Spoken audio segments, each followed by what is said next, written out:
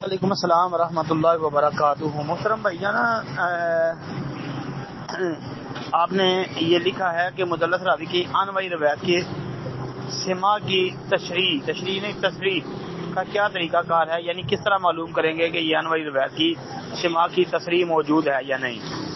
جی محترم، جو مدلس راوی ہوتا ہے نا، وہ صیغہ ان سے بیان کرتا ہے، تو اس کی ان والی روایت ضعیف سمجھی جاتی ہے اس کے انانا کی وجہ سے، تدلیس کی وجہ سے۔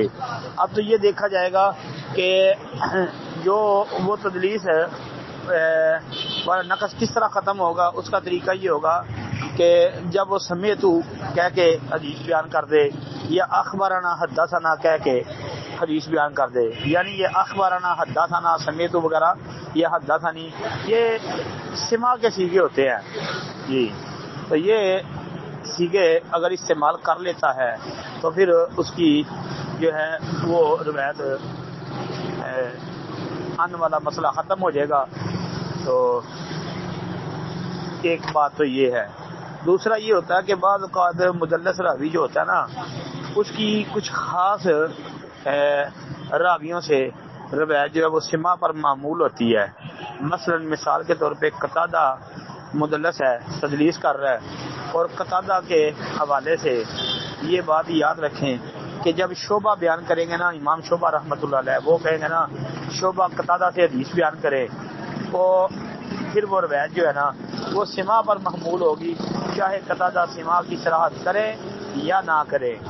کیونکہ بعد اہل علم نے لکھا ہے کہ شعبہ جو ہے نا وہ کسی بھی مدلس سے بیان کرے تو وہ روایت سماع پر معمولی سمجھی جائے گی جی۔ السلام علیکم ورحمۃ اللہ وبرکاتہ۔ جی السلام علیکم ورحمۃ اللہ وبرکاتہ۔ محترم بھائی نے یہ ایک پوسٹ بھیجی ہے، اپنے گناہ معاف کروائیں۔ ابو امامہ رضی اللہ عنہ کے حوالے سے اس میں ایک روایت مرفوعاً درج ہے کہ ان الغسل یوم الجمعۃ لا یصل الخطایا من اصول الشرع استلالا، جی کہ ابو امامہ بیان کرتے ہیں نبی علیہ السلام نے فرمایا جمعے کے دن نہانا گناہوں کو بالوں کی جڑوں سے کھینچ لیتا ہے۔ الموجم الکبیر للطبرانی کا حوالہ ہے۔ جی بالکل یہ امام طبرانی رحمۃ اللہ علیہ کی موجم کبیر کے اندر یہ روایت موجود ہے۔ الموجم الکبیر میں اس روایت کا نمبر 7996 ہے، لیکن یہ روایت منکر ہے جی۔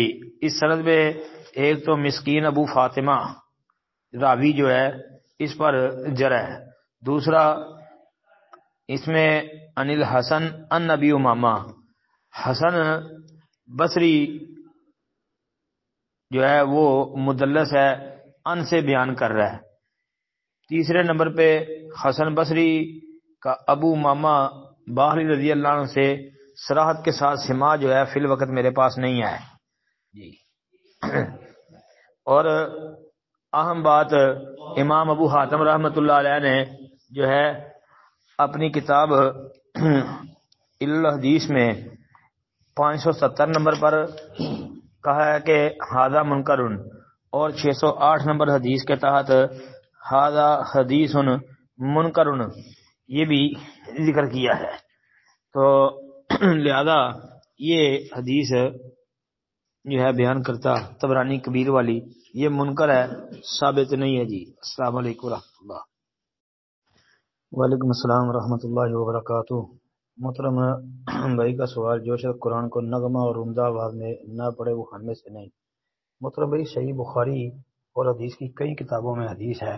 صحیح بخاری میں سیدنا ابو ہریرہ رضی اللہ تعالیٰ عنہ کی حدیث کے یہ الفاظ ہیں، نبی کریم صلی اللہ علیہ وسلم نے فرمایا لیس منا من لم یتغنی بالقرآن، جی یہ صحیح بخاری میں 7527 نمبر پر یہ حدیث موجود ہے کہ نبی علیہ السلام نے کہا جو خوش آوازی سے قرآن نہیں پڑھتا وہ ہم مسلمانوں کے طریقے پر نہیں ہے۔ اور ابو ہریرہ رضی اللہ عنہ کے علاوہ دوسرے لوگوں نے اس حدیث میں اتنا زیادہ کیا ہے کہ اس کو پکار کر نہ پڑھے، یعنی وزادہ غیرہ یجہر بہ، یعنی اس کو بلند آواز سے جس پکار کر نہ پڑھے، پکار کے۔ بس اتنی بات اس میں یاد رکھیں کہ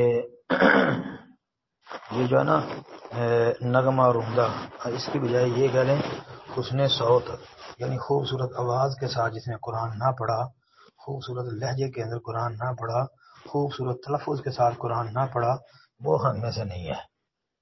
اس کا مطلب یہ نہیں کہ گانوں کی طرز پہ قرآن پڑھنا شروع کر دو یا آ کر کے قرآن پڑھنا شروع کر دو۔ جی السلام علیکم ورحمۃ اللہ۔